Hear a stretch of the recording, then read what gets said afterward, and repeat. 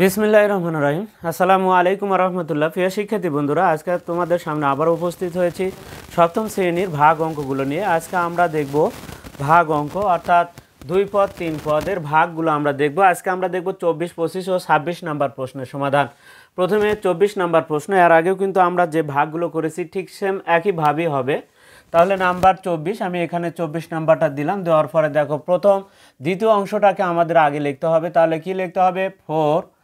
4a square minus B square, এটা লিখতে হবে, টান দিতে হবে। তারপরে প্রথম রাশিটা লিখতে হবে, অর্থাৎ কমার আগ পর্যন্ত যেটা আছে সেটা লিখতে হবে। তারপর কি আছে? a to the power 4 plus b to the power 4 minus 5a square B square, এটাকে আমাদের ভাগ করতে হবে। প্রিয় শিক্ষার্থীরা, আমাদের ভাগের নিয়ম অনুযায়ী তাহলে এখানে দেখো, এখানে কি আছে? 4a স্কোয়ার আছে, 4a স্কোয়ার, আর এখানে কি আছে? 4a two the power 4। প্রিয় শিক্ষার্থীরা, এর সাথে কি গুণ করলে a টু দি পাওয়ার, দেখো 4 আছে, 4ও আছে, তাহলে ঠিক আছে, 4 লাগিচ্ছে না, সংখ্যার কোনো গুণ প্রয়োজন নাই। a স্কোয়ার আছে, এখানে এর পাওয়ার 4 আছে, তাহলে এখানে 2 আছে, তাহলে আরও a স্কোয়ার দ্বারা যদি গুণ করো তাহলে কিন্তু অর্থাৎ এটা মিল হয়। তাহলে মিল করতে হলে তাহলে a স্কোয়ার এখানে লিখতে হবে। তবে এটাকে আমরা আরেকটা ভাবে তোমাদেরকে শেখানোর চেষ্টা করেছি। যদি ওইভাবে না শিখি তাহলে আমাদের কি করতে হবে বলে, এখানে কি লিখতে হবে সেটা কিন্তু সহজে আমরা বুঝতে পারবো। কিভাবে? দেখো এখানে কি আছে, আমাদের ভেতরে কি আছে, প্রথম পদে কি আছে? 4a টু দি পাওয়ার 4, তাহলে আমরা এটাকে 4a টু দি পাওয়ার 4 উপরে লিখবো। আর সামনে যেটা আছে অর্থাৎ এটাকে সবসময় আমরা নিচে লিখবো 4 কি a স্কোয়ার। দেখো একটু কাটাকাটি করো, 4-এর সাথে 4 কেটে যায়, ভাগ করেছি। কিন্তু ভাগের কাজগুলো আমরা দেখো আগে প্রথমের দিকে যে ভাগগুলো দেখেছি সে কিন্তু এভাবে দেখেছি আমরা। উপরে কয়টা এ বলে 4টা, নিচে কয়টা? 2টা কেটে গেল, তাহলে উপরে কয়টা এ বেশি বলে 2টা এ বেশি, তাহলে a স্কোয়ার, অর্থাৎ a স্কোয়ার। তখন এখানে আমরা এই স্কোয়ারটা এখানে লিখবো। প্রিয় শিক্ষার্থীরা, তাহলে কিন্তু আমাদের সহজেই হবে। তাহলে এখানে কি লিখতে হবে ডান সাইডে সেটা আমাদের নির্ভর করবে, অর্থাৎ প্রথমটা যেটা থাকবে সেটাকে আমরা এই প্রথম যেটা দ্বারা ভাগ করব সেটা নিচে দ্বারা ভাগ করলে যেটা হয় সেটা আমরা এখানে ডান সাইডে লিখব। এখন তাহলে দেখো এই a স্কোয়ার একবার এর কাছে আসবে, a স্কোয়ার একবার, আরেকবার আমার b স্কোয়ারের কাছে আসবে। তাহলে কার কাছে আসছে? প্রথমে 4a স্কোয়ারের কাছে কি আসছে বলে a স্কোয়ার আসছে। তাহলে কি হয়? দেখো 4a টু দি পাওয়ার 4 হবে, তাহলে 4a টু দি পাওয়ার 4 হবে, 4a টু দি পাওয়ার 4 হবে। তাহলে এরই নিচে আমরা লিখলাম 4a টু দি পাওয়ার 4। প্রিয় শিক্ষার্থীরা, এবার আসি কার কাছে আসবে বলে মাইনাস বি স্কোয়ারের কাছে। মাইনাস বি স্কোয়ারের কাছে কি আসবে বলে a স্কোয়ার আসবে। তাহলে কিভাবে লেখা যায়? একে যদি আমরা সাজে লিখি তাহলে minus a square B square, এখানে কি হবে? Minus a square B square. তবে দেখো তো এই লাইনের ভেতরে আমরা একটু সাজাইনি, এখানে minus a square B square এখানে আছে, তাহলে 5a স্কোয়ার বি স্কোয়ার। তাহলে এরই নিচে আমরা লিখি minus 5a square B square. আমরা minus a square B square লিখবো, a স্কোয়ার বি স্কোয়ার লিখবো, নিচেই লিখলাম। এখন আসি, দেখো আমাদের এখন চিহ্নের পরিবর্তন করতে হবে। এখানে প্লাস আছে মাইনাস হবে, আর এখানে মাইনাস আছে এখানে প্লাস হবে। প্রিয় শিক্ষার্থীরা, দেখো ধনাত্মক আর ঋণাত্মক এটা কেটে যাবে। এখন আসি এটার সাথে এটার হিসাব হবে, কারণ আমাদের চলকগুলোর মিল দেখতে হবে, অর্থাৎ চলক বলতে ইংরেজি অক্ষরেরগুলো যদি মিল থাকে তারই সাথে তার হিসাব হবে। এর নিচে কিন্তু বির পাওয়ার 4, এর সাথে কিন্তু এর হিসাবটা হবে না। a স্কোয়ার বি স্কোয়ারের সাথে a স্কোয়ার বি স্কোয়ারের হিসাব হবে। তবে a স্কোয়ার বি স্কোয়ারের সহগ কত? 1, আর a স্কোয়ার বি স্কোয়ারের সহগ হচ্ছে 5। এখন হচ্ছে 5 হচ্ছে ঋণাত্মক চিহ্ন বিশিষ্ট, আর 1 a স্কোয়ার বি স্কোয়ার যেটা আছে সেটা হচ্ছে ধনাত্মক চিহ্ন বিশিষ্ট। অর্থাৎ এখানে 5 টাকা ঋণ আছে আর এখানে 1 টাকা কাছে আছে। 1 টাকা যদি দিয়ে দেওয়া হয় তাহলে কিন্তু আরও 4 টাকা ঋণ থাকবে, অর্থাৎ মাইনাস আমরা যদি লিখি তাহলে সেই ক্ষেত্রে লিখতে পারবো মাইনাস, কি লিখতে পারবো? মাইনাস আমাদের কত হয় বলে 4a স্কোয়ার বি স্কোয়ার।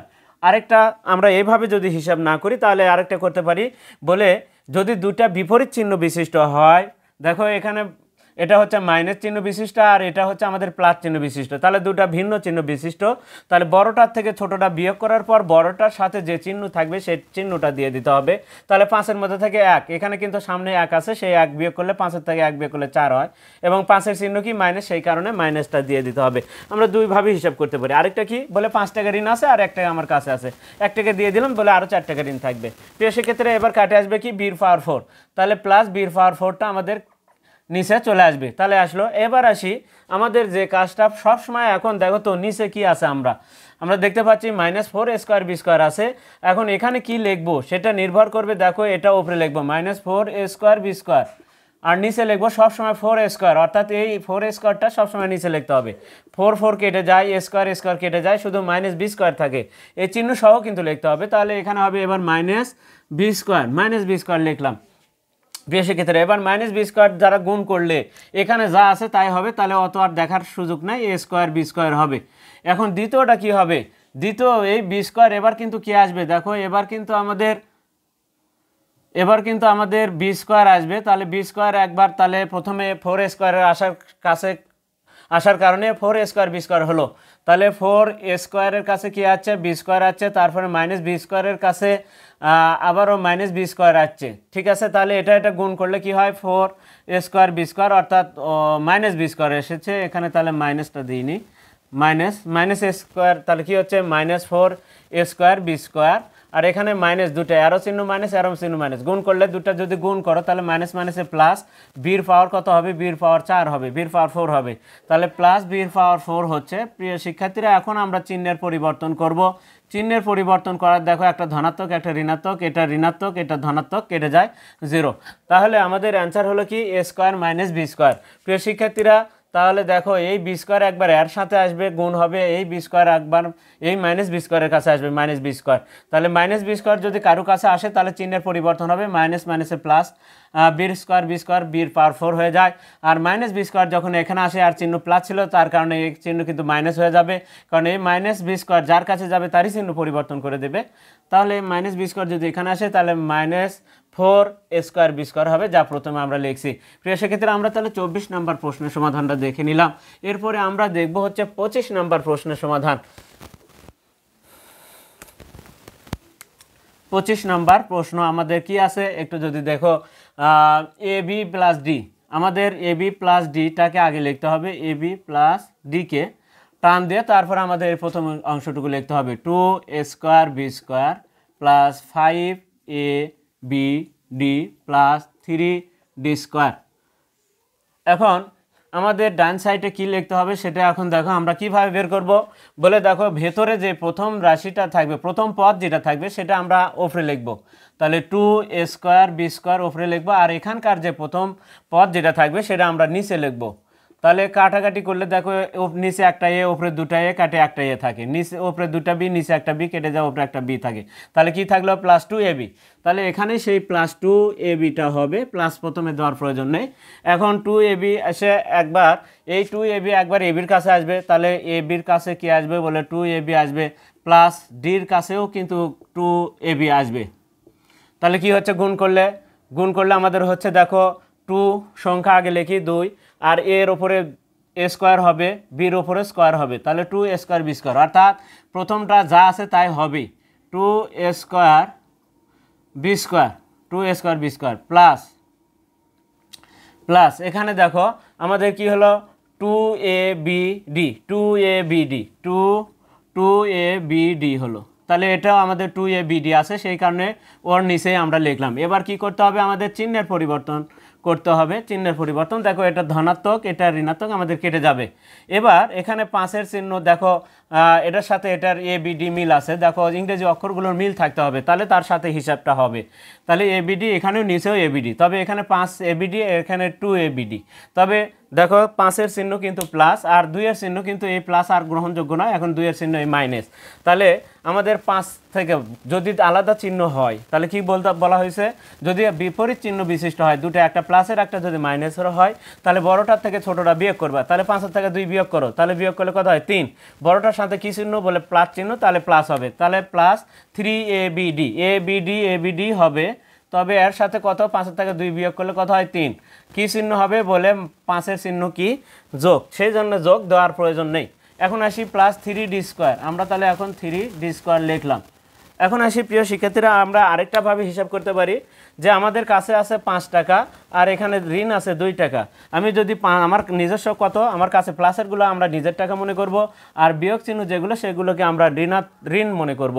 তাহলে 5 টাকা কাছে আছে, 2 টাকা ঋণ আছে। আমি যদি 5 টাকা থেকে আমার কাছে 5 টাকা থেকে যদি 2 টাকা ঋণ পরিশোধ করি, তাহলে আমার কাছে কিন্তু আরও 3 টাকা অর্থাৎ 3 টাকা থাকবে। এটাকে আমরা টাকা বলবো, এবিডি, টাকার নাম হচ্ছে এবিডি থাকবেই। এখন আসি প্রিয় শিক্ষার্থীরা, আবারও দেখো আমাদের দেখতে হবে ডান সাইডে আমরা কি লিখবো, সেটা বের করতে হলে সেটা প্রথমে আগে 3ABD লিখতে হবে, 3ABD লিখতে হবে। নিচে কি লিখতে হবে? সবসময় AB লিখতে হবে। এই প্রথমটা সবসময় নিচে, তাহলে AB কেটে যায়, তাহলে 3D। প্রিয় শিক্ষার্থীরা এখানে প্লাস 3D হবে, যেহেতু দেখো এখানে প্লাস প্লাস আছে, কোনো চিহ্ন নাই, সেখানে প্লাসই দিতে হবে 3D। এবার 3D একবার এবির কাছে আসবে, এই দিক দিয়ে একবার এখানে আসবে, আরেকবার এই 3 একবার ডির কাছে আসবে, দুটার কাছে আসবে। তাহলে এখন যদি আসে তাহলে কার কাছে আসবে? প্রথমে এবির কাছে যোগ, তারপরে আসে ডি আমাদের, তাহলে এবির কাছে কি আসছে? 3D, তাহলে গুণন 3D, আবার ডির কাছে গুণন 3D। এখন এই দুটা গুণ করবো আর এক লিখবো আমরা, তাহলে কি হচ্ছে? 3 হচ্ছে এ হচ্ছে বি হচ্ছে ডি হচ্ছে, 3 হচ্ছে এ হচ্ছে বি হচ্ছে ডি হচ্ছে, প্লাস এই দুটো গুণ করলে দেখো 3 আর ডি গুণ করলে ডি স্কোয়ার, 3D স্কোয়ারই হচ্ছে। প্রিয় শিক্ষার্থীরা দেখো এই 3D যদি এখানে আসে তাহলে 3 হবে, এ হবে, বি হবে, ডি হবে। 3D যদি এখানে আসে তাহলে 3 হবে, ডি দুটা হচ্ছে, তাহলে ডি স্কোয়ার। এখন চিহ্নের পরিবর্তন ধনাত্মক ঋণাত্মক এলে কেটে দিলে হবে, না কেটে দিলে 0 লিখলেও হবে সরাসরি। প্রিয় শিক্ষার্থীরা তাহলে এটা আমাদের উত্তর। এখন এখানে অ্যান্সার লিখতে পারি বা নিচে আমরা লিখতে পারি অতএব দিয়ে কি 2AB + 3D লেখা আমরা এরকমভাবে অ্যান্সারটা লিখে দিব, তাও হবে। প্রিয় শিক্ষার্থীরা তাহলে 25 নম্বর প্রশ্ন আমরা সমাধান কিন্তু দেখে নিলাম। এখন আমরা 26 নম্বর প্রশ্নের সমাধানটা দেখব। দেখো কত সহজে আমাদের প্রশ্নগুলোর উত্তর হয়ে যাচ্ছে। দেখো ভাগ অঙ্ক, যত বড় ভাগই হোক না কেন এই প্রসেস ব্যবহার করলে আমাদের আর ভাগ অঙ্ক ভুলই হবে না।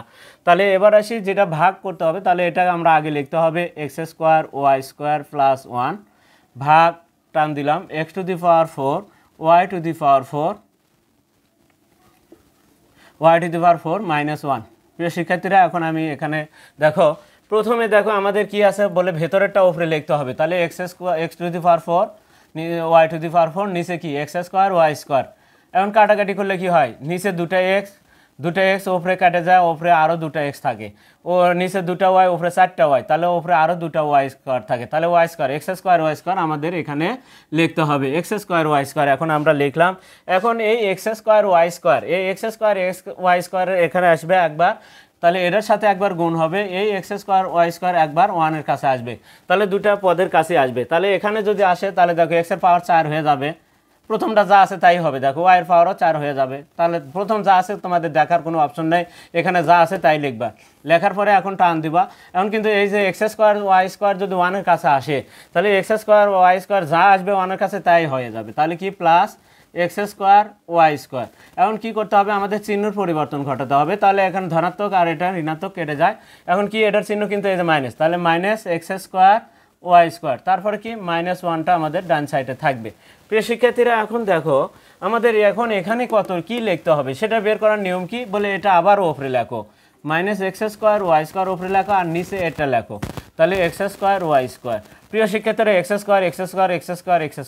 ভাগের ক্ষেত্রে যদি কাটাকাটি করার পরে যদি কিছু না থাকে তাহলে 1, তবে সাথে কি মাইনাস আছে, তাহলে এখানে হবে -1। প্রিয় শিক্ষার্থীরা এখানে তাহলে -1। প্রিয় শিক্ষার্থীরা -1 দ্বারা যদি কাউকে গুণ করা হয় তাহলে এবার আমাদের এই দুইটা পদের কাছে এই -1 দ্বারা কি করতে হবে? এই -1 দ্বারা আমাদেরকে -1 দ্বারা একবার x² y² গুণ করতে হবে, একবার 1 দ্বারা এখানে আসবে, তাহলে এই -1টা একবার এর কাছে আসবে, এই -1টা একবার 1 এর কাছে আসবে। তবে -1 যদি দুইজনের কাছে আসে, দুইটা পদের কাছে যায়, তাহলে শুধু চিহ্নের পরিবর্তন ঘটবে, কিন্তু এগুলোর চলক বা এগুলো অক্ষরের কোনো পরিবর্তন হবে না, এখন খালি চিহ্নের পরিবর্তন হবে। তাহলে এটা কি আছে? প্লাস আছে, হয়ে যাবে -x² y², আর এখানে মাইনাস দেখো এটাও কি হবে? 1 গুণ করলে কি হয়? 1 হয়, তবে চিহ্নটা হবে -1। অর্থাৎ ভাগের ক্ষেত্রে দেখো এটি উপরে যে চিহ্ন যখন মিলে যাবে তখন দেখবো উপরে যা চিহ্ন এটাও একই চিহ্ন হবে। তাহলে কি করতে হবে? এখন চিহ্ন পরিবর্তন করতে হবে। তাহলে চিহ্নের পরিবর্তন করলাম, তাহলে এটা ঋণাত্মক, এটা ধনাত্মক, এটা ঋণাত্মক কেটে যায়, এটা ধনাত্মক, এটা ঋণাত্মক কেটে যায়, তাহলে কেটে যাওয়ার পর কি 0। তাহলে প্রিয় সেক্ষেত্রে এটাই অ্যান্সার। অথবা আমরা কি লিখতে পারি? আমরা অতএব দিয়ে লিখতে পারি x² y² -1, সেটা আমাদের অর্থাৎ এই অঙ্কের জন্য উত্তর। প্রিয় শিক্ষার্থীরা আমরা কিন্তু আজকে 24 নম্বর 25 নম্বর এবং 26 নম্বর ভাগগুলো দেখে নিলাম সহজেই। এর পরবর্তীতে আমাদের আরও যে অঙ্কগুলো আছে সেই অঙ্কগুলো নিয়ে কিন্তু তোমাদের সামনে আবার উপস্থিত হব। আর ততক্ষণ পর্যন্ত কিন্তু অবশ্যই তোমরা আমাদের পাশে থাকবে এবং চ্যানেলটিতে যারা নতুন অবশ্যই তোমরা চ্যানেলটিকে সাবস্ক্রাইব করবে। যেহেতু চ্যানেলটিতে আমরা নতুন, অবশ্যই আমাদেরকে সার্বিক সহযোগিতা করতে হবে, এই জন্য তোমরা একটু বেশি করে লাইক, কমেন্ট এবং শেয়ার দেবে। আজকে এ পর্যন্তই, খোদা হাফেজ।